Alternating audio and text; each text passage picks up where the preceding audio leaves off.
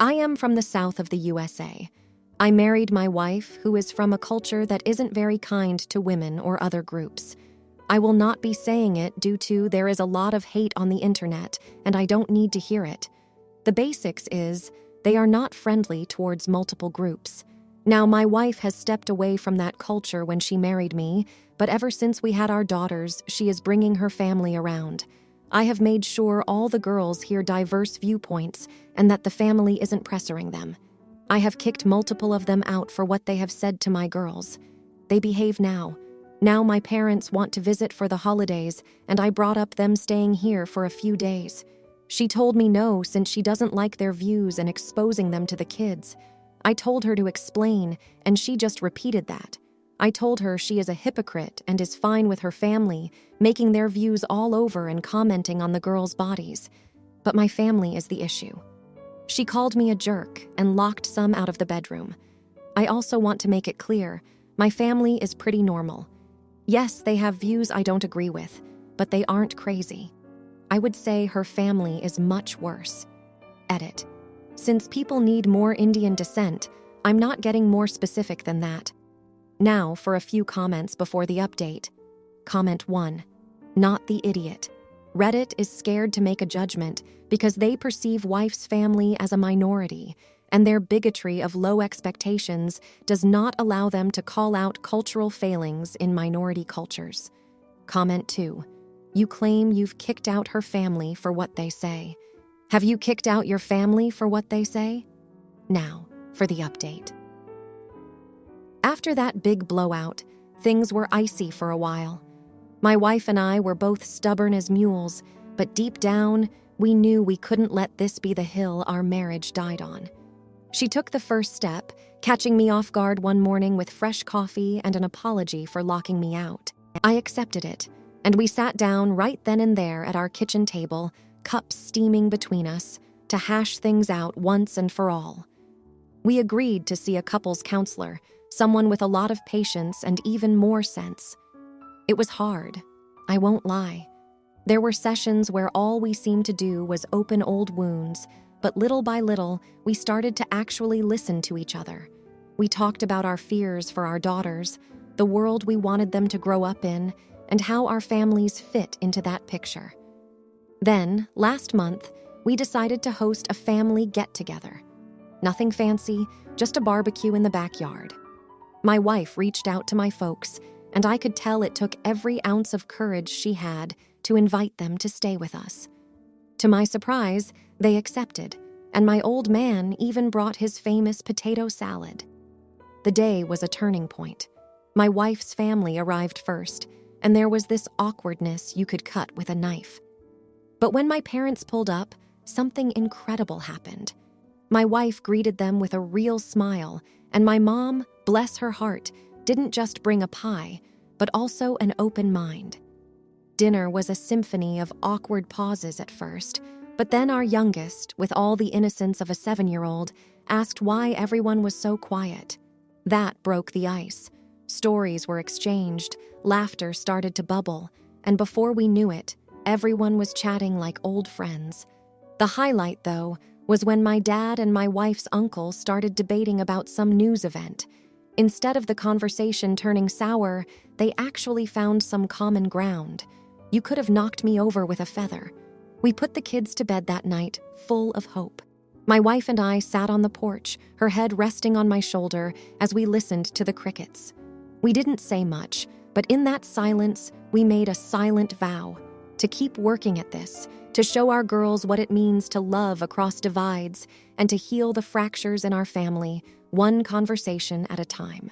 It's not perfect, and I reckon it never will be, but it's honest, it's real, and it's ours. And that's more than enough. Now, for the comments. Comment 1. Not the idiot. It takes a lot of guts and maturity to not only acknowledge that your marriage is going through a tough patch, but to also take concrete steps to mend it. Seeking couples counseling shows a commitment to growth and understanding. Plus, hosting a family gathering to rebuild those bonds is a positive move. Good on you both for working to heal rather than walking away. Comment 2. You're the idiot. Just because you hosted a dinner and are going to therapy doesn't mean all is forgiven. You glossed over what the major argument was about. If it was something significant, one dinner and a warm greeting aren't going to fix deeper issues. It seems like you're trying to paint a rosy picture without addressing the core issues. Your spouse may have apologized first, but that doesn't mean you're off the hook for your part in the argument. Comment 3. Not the idiot. I'm impressed by the effort you both are putting into repairing your relationship. It's not easy to sit down and have those hard conversations about what's bothering each of you, especially when it comes to kids and extended family. And the fact that your family gathering went well is a testament to the progress you're making. Keep at it, and don't be discouraged by the bumps along the way. Now, for the next story. I, 38-year-old female, was in the group chat with the rest of our family awaiting the arrival of my brother, 34-year-old male, and sister-in-law's 29-year-old female, baby boy. When my brother sent a message saying his wife was dilated enough to start pushing and the doctor and nurses were there getting everything set up, my mother sent back a text saying, "FaceTime." I was horrified that they would do that because my sister-in-law is an extremely quiet and private person. I couldn't imagine any scenario in which she was okay with that. So I responded by saying, "Absolutely not, unless sister-in-law agreed to this. That is a completely inappropriate request." My mom came back with, "She did." And I just said, "Whatever." My dad then texted me, scolding me for talking to my mother that way, saying that she and my brother had already discussed doing this and that it wouldn't be during the actual delivery of the baby, but afterwards. I told him I didn't care what my brother and mom had discussed, as they weren't the ones in labor, and if my mom wasn't intending to FaceTime during the actual delivery, then why did she demand to FaceTime as soon as my brother said it was time to start pushing? And why did she say sister-in-law had already agreed in response to my message? Honestly, even if sister-in-law did agree to this, I still don't think it was an appropriate thing for my mom to ask. If it didn't come as an unprompted offer directly from sister-in-law, it's incredibly inappropriate for anyone else to ask. My brother and mother should have respected my sister-in-law enough to grant her privacy for such a momentous occasion. Am I the idiot for snapping at my mom and defending my sister-in-law? Now, for a few comments before the update. Comment 1. Not the idiot, I am a man and can't imagine how violated I would feel in the sister-in-law's position if someone started FaceTiming while I was giving birth. Like, literally can't even comprehend how bad that would be. Good on you for standing up for her. Comment 2. God, no, not the idiot. But I'm nosy. Can you update us with your Sills side of things, please? Comment 3. Not the idiot, you said absolutely not, unless sister-in-law agreed. Props to you. I wish you were my sister-in-law. Now, for the update. It's been a month since I last posted about the group chat incident around my brother's baby's birth. The atmosphere in the family has only gotten heavier. After the baby was born, there was a brief period where everyone seemed to put aside the argument and just be happy about the new arrival. Unfortunately, that didn't last long. 2 weeks after the birth, my sister-in-law, who had been struggling quietly, was diagnosed with severe postpartum depression. It hit everyone hard, but I can't help feeling like the stress from our family's arguments and the invasion of her privacy contributed to it. My brother has been trying his best to support her, but he's overwhelmed too, balancing new fatherhood and caring for her. During this time, I've tried to mend things with my parents, but when I brought up my concerns about the impact of our family's actions on my sister-in-law's mental health, things escalated quickly. My mother took it as a personal attack, suggesting that I was blaming them for her condition. My father, usually the peacemaker, has been distant, saying he doesn't want to get involved anymore. To make matters worse, my sister-in-law's parents, who were not part of the group chat debacle, have stepped in to help. They've been throwing subtle jabs at our family for not respecting their daughter's privacy and well-being.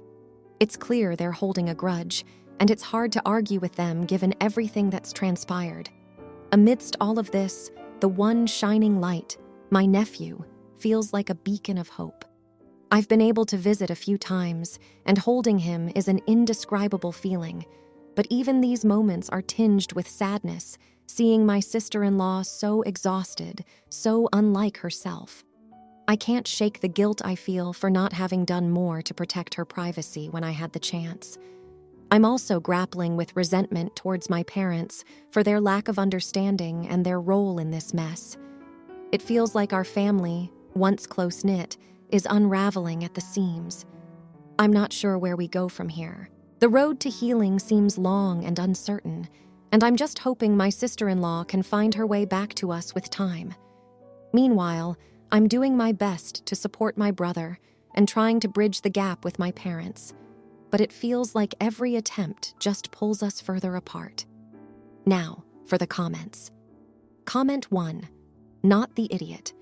Family should be a source of support, not stress, especially during such a vulnerable time. It's clear you're trying to navigate a tough situation with compassion. Your parents need to recognize their role in the chaos and step up to mend fences. Keep being there for your brother and his wife. They need allies, not adversaries. Comment 2. You're the idiot. It's great you want to help, but it sounds like you're meddling in a situation that's already volatile. Your brother and his wife need space to heal, not more family drama. Maybe it's best to step back and let them handle their issues without your interference. Your intentions might be good, but the road to hell is paved with good intentions. Comment 3. Not the idiot. You're caught in the middle trying to do the right thing. It's not your fault your parents are being stubborn. You're showing maturity by recognizing the impact of the family's actions on your sister-in-law's health. Keep advocating for her privacy and well-being. It's a tough spot, but your nephew will one day understand the love and effort you put in during these trying times. Now, for the next story. My son is 24 years old and went to school for a theater major. In the nicest way, he can't support himself. He can't find work, and I am not surprised. At the beginning, when he went to school, I made it very clear that I would only be paying for his degree. If he decides to go for a master's, he will need to pay for it himself. He gave me a call and told me that he will be getting a new degree so he can afford to live. He asked if I could pay for it. I do have the money, and he knows this since his younger sibling went to a cheap school. I told him no and reminded him that I warned him years ago not to do this.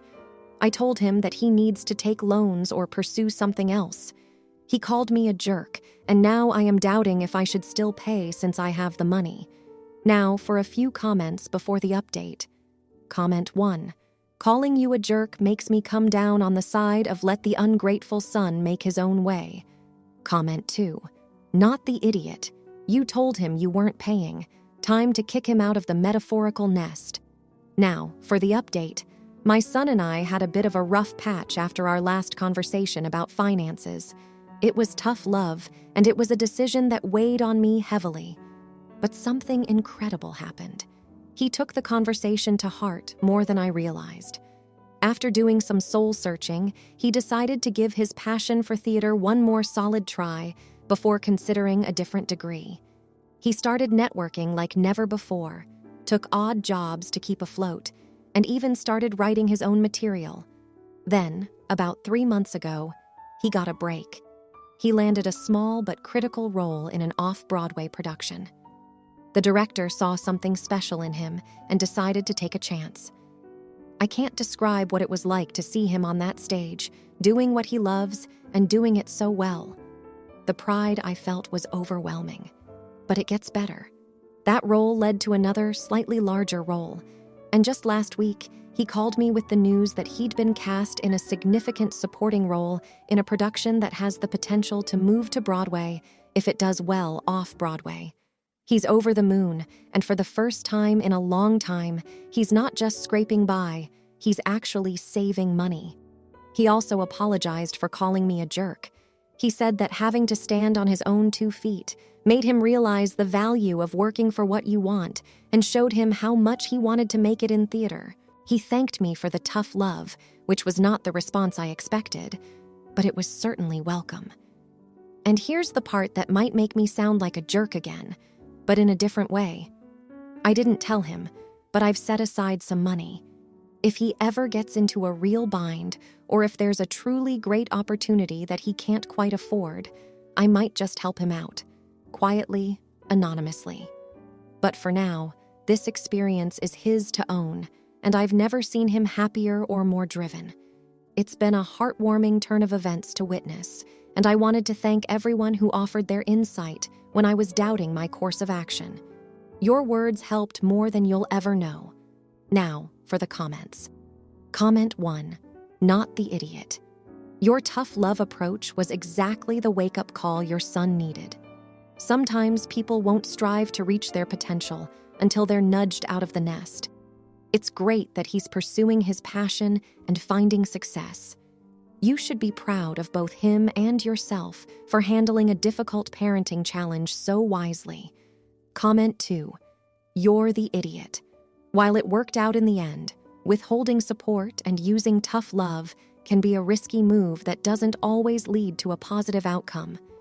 It's great that your son is doing well now, but he could have just as easily ended up in a worse situation. Sometimes, what struggling young adults need is more support, not less. Comment 3. Not the idiot. You've shown that being a parent doesn't always mean providing financial support. Encouraging your son to be independent and pursue his dreams was the best gift you could give. Plus, you had a safety net ready just in case things didn't pan out. That's not tough love, that's smart love. Kudos to you and congrats to your son on his success. Now, for the next story. My husband was injured when we were in high school, almost 18 years ago now, and uses a wheelchair now. We have 4 children, his 15-year-old son from a previous relationship, an 8-year-old daughter, a 5-year-old son, and a 1-year-old daughter. My parents usually host a big Christmas every year with all of the kids and their families. Sometimes it's at their home, and sometimes it's at a vacation destination. In previous years, it's always been accessible for my husband, but this year, they've chosen to have it at a mountain ski resort that is largely inaccessible and would have a lot of activities that would leave my husband out. So, we told them we were going to do our own thing for Christmas this year. No biggie, right? They responded with, "How about you send the kids, and you can do your own thing?" We responded that we wouldn't be sending our kids, and that if we couldn't all attend, nobody would attend. They're upset and accusing us of withholding the kids from something that brings them joy and being bad parents. Are we the idiots? Now, for a few comments before the update. Comment 1. Wow, not the idiot. Why on earth would you not spend Christmas with your kids? They picked a place unsuitable for your family. This is the consequence. Comment 2. Not the idiot. They planned something your husband absolutely cannot attend and then expect you to send your children? No, that's ridiculous. Now, for the update. You guys, I am overwhelmed by the support and advice I received last time I posted. I had to come back and share what happened because it truly feels like a Christmas miracle. After I made that last post, my husband and I sat down and had a long heart-to-heart. We knew that we couldn't let the situation with my parents ruin our Christmas spirit, so we planned a special holiday at home. It was just going to be the 6 of us, and we were determined to make it the best Christmas ever. A couple of weeks went by, and out of the blue, I got a call from my mom. I braced myself for another argument, but instead, her voice was soft, and I could tell she had been crying. She apologized for not considering my husband's feelings and accessibility needs. She said that after our last conversation, she and my dad did some serious reflecting on what family and inclusivity really mean. Here's the amazing part. My parents decided to cancel the resort plans. Instead, they found a beautiful, accessible cabin in the woods.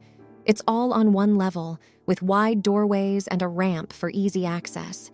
They booked it for the whole family for the week of Christmas. When I told my husband, I saw him light up in a way he hadn't in weeks. We told the kids, and they were bouncing off the walls, excited about a Christmas adventure in the woods. Christmas week arrived, and it honestly felt like a scene from a movie. The cabin was perfect. My husband could move around easily, and we spent our days playing games, sipping hot cocoa by the fireplace, and watching the kids make snow angels outside. But the most touching moment came on Christmas Eve. My dad pulled my husband aside and apologized for his insensitivity. They had a long talk, and I saw my dad tear up as he hugged my husband. It was a moment of healing that had been a long time coming. The next day, as we all opened presents, my mom gave us a photo album. Inside were pictures of my husband and our family, with captions about how much joy he brings to our lives. It was such a thoughtful gift and a testament to how much my parents had grown. We ended the trip feeling closer than ever, not just as a family, but with my parents as well. It was a Christmas that proved love can bridge gaps, forgiveness is powerful, and family is what you make it. So, to anyone out there dealing with family issues, don't lose hope. Sometimes it takes a difficult situation to open hearts and minds. Happy holidays, everyone. Now, for the comments. Comment 1, not the idiot. Your parents made the effort to include your husband by finding an accessible cabin and genuinely apologized. It's wonderful to see that they came around and made the holiday special for everyone. You all got a chance to heal and create new memories. It's not easy to mend fences, but it seems like your family did just that. Kudos to your parents for stepping up. Comment 2, you're the idiot. It sounds like your parents only made an effort after initially excluding your husband, which is pretty hurtful. It's great that they apologized, but you should question why it took so long for them to consider his needs. Your husband's feelings are valid, and while the outcome was positive, it doesn't erase the initial oversight and the pain it must have caused. Comment 3, not the idiot. Your story is a testament to the power of forgiveness and understanding. It's important to recognize when someone is truly sorry and makes an effort to change. Your parents not only apologized, but also went out of their way to arrange a Christmas that everyone could enjoy. It's a reminder that people can learn from their mistakes and grow, and you've all come out stronger because of it.